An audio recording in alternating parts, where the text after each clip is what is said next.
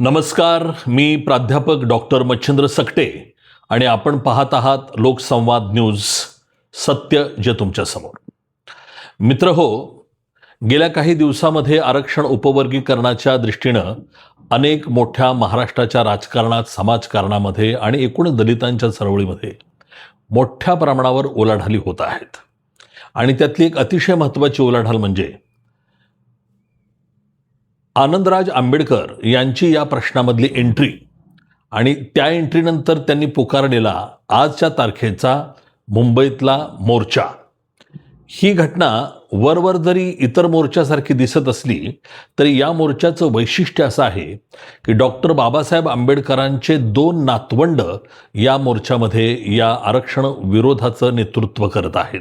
आणि याशिवाय मग राजकुमार बडोलेसारखे जे काही सामान्य सुमार दर्जाचे जे आमदार आहेत त्या आमदारांचाही त्यांना सपोर्ट आहे.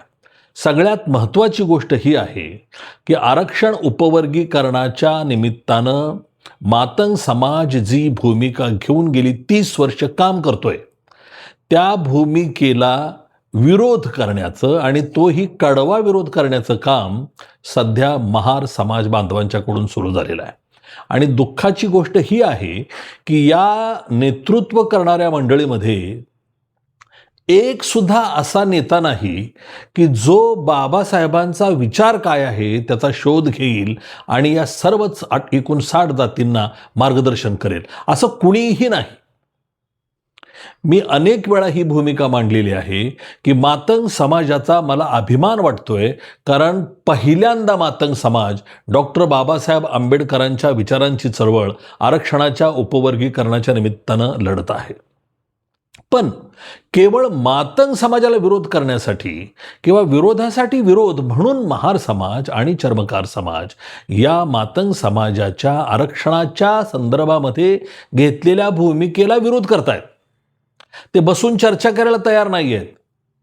ते केवळ या निमित्तानं आपली लीडरशिप सेट करायच्या नादात आहेत किंवा दलित मूव्हमेंटमध्ये आम्ही कोणतरी आहोत आणि आमचंही काहीतरी योगदान आहे हे दाखवण्याचा प्रयत्न करत आहेत.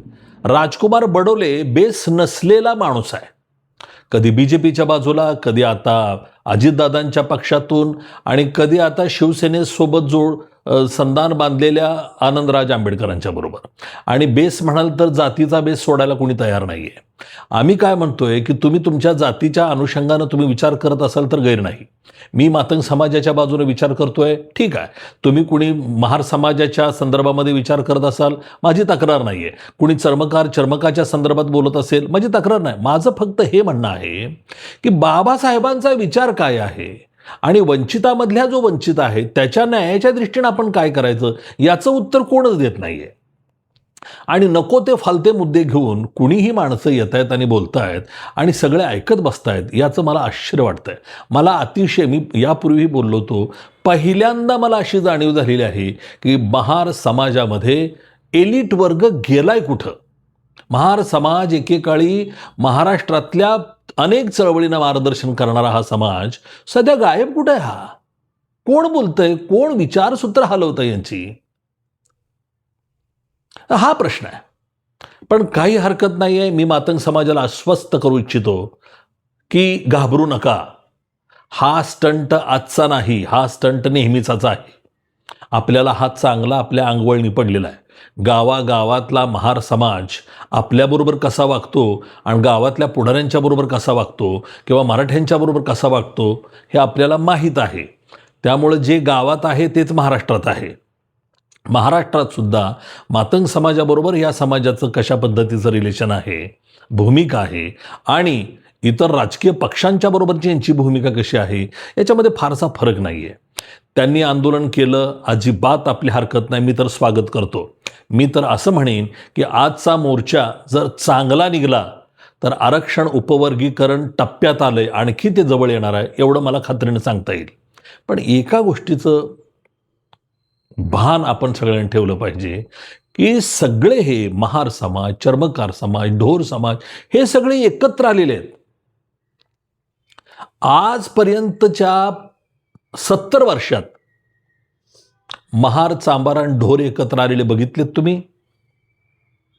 उलट महार आणि मातंग समाज एकत्र आलेला तुम्ही पाहिला असेल, पण महार, चांभार आणि ढोर एकत्र आलेले नाहीत.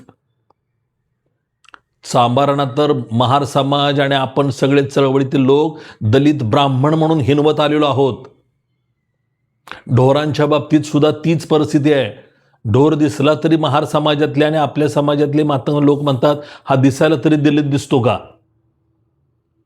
म्हणजे ढोर समाज दलित दिसत सुद्धा नाही. चर्मकार समाज आपल्या दृष्टीनं आजपर्यंत दलित ब्राह्मण होता. मग आज महार समाज, चर्मकार समाज आणि ढोर समाज हे एकत्र कसे आलेत?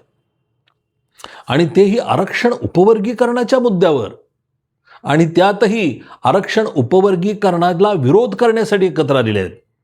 सर्वोच्च न्यायालयाच्या निकालाला विरोध करण्यासाठी एकत्र आलेले आहेत. याचा अर्थ एक स्पष्ट झालेला आहे की या लाभार्थी जाती आहेत. आरक्षण आजपर्यंत कोण घेत होतं? तर हे चर्मकार, ढोर आणि महार बांधव घेत होते आरक्षण. मातंग समाज, इतर समाज यांना पाहिजे तो वाटा मिळत नव्हता. याचं कारण हे त्रिकूट आहे. या 3 जातींचे लोक महाराष्ट्रात आणि संपूर्ण देशातलं आरक्षण घेत होते आणि त्याच्यामुळे इतरांच्या वाट्याला येत नव्हतं. सर्वोच्च न्यायालयाच्या निकालानंतर आणि मातंग समाजाच्या मुव्हमेंटनंतर यांच्या पायाखालची जमीन सरकलेली आहे. आणि आजपर्यंत अख्ख्या मैदानामध्ये हेच खेळत होते. आता हे मैदान हातातून जातंय याची त्यांना पूर्ण जाणीव झालेली आहे. आणि म्हणून इतिहासात कधीही, या स्वातंत्र्यानंतरच्या इतिहासामध्ये कधीही महार समाज, ढोर समाज, चर्मकार समाज एकत्र आलेले नाहीत. पण आज ते एकत्र येत आहेत. उद्देश एकच की आरक्षण आपल्या हातातून निसटून चाललेलं आहे ही जाणीव. या 3ही जाती आरक्षणाच्या लाभार्थी जाती आहेत. आमचं आरक्षण कोण घेतंय ते सिद्ध करणारा आजचा मोर्चा आहे. म्हणून आरक्षणाच्या लाभार्थी जाती एकत्र आलेल्या असल्यामुळं आरक्षणाच्या वंचित जाती ज्या आहेत त्यांनी एकत्र येण्याची सगळ्यात मोठी गरज आहे. आणि त्या दृष्टीनं मातंग समाजानं पुढाकार घ्यावा असं मी आवाहन करतो. सर्व मातंग समाजातल्या लोकांना माझं सांगणं आहे, अजिबात टेन्शन घेऊ नका. ह्या तिघांची एकी खूप काही सांगून जाते. शांत डोक्यानं, शांत चित्तानं आरक्षण उपवर्गीकरणाची चळवळ आपण या आजच्याच ठिकाणी आणून ठेवलेली आहे. विजयासाठी आता फक्त काही ओव्हर आणि काही रन्स राहिलेले आहेत. व्यवस्थित शांत पद्धतीनं आपण पुढे जायचं आहे. मला विश्वास आहे की हे सरकार, महायुतीचं सरकार, अगदी नाव घेतो, महाराष्ट्राचे मुख्यमंत्री देवेंद्र फडणवीस साहेब, महाराष्ट्राचे उपमुख्यमंत्री एकनाथ शिंदे साहेब आणि महाराष्ट्राचे दिवंगत उपमुख्यमंत्री अजितदादा पवार, त्यांचाच वारसा पुढं चालवणाऱ्या उपमुख्यमंत्री सुनेत्राताई पवार, हे 3ही नेते या वंचितामधल्या वंचिताला न्याय देतील आणि जात दांडग्या समाजाची दादागिरी न जुमानता अन्याय ज्यांच्यावर होतोय त्यांना न्याय देतील असा मला विश्वास वाटतो. पुन्हा एकदा आजची टॅगलाईन सांगतो, आरक्षण लाभार्थी जाती एकत्र आलेल्या आहेत. टेन्शन घेऊ नका. वर्गीकरणाचा टप्पा आपल्या फार जवळ आलेला आहे. जय भारत, जय महाराष्ट्र. पाहत रहा लोकसंवाद न्यूज. सत्य जे तुमच्या समोर.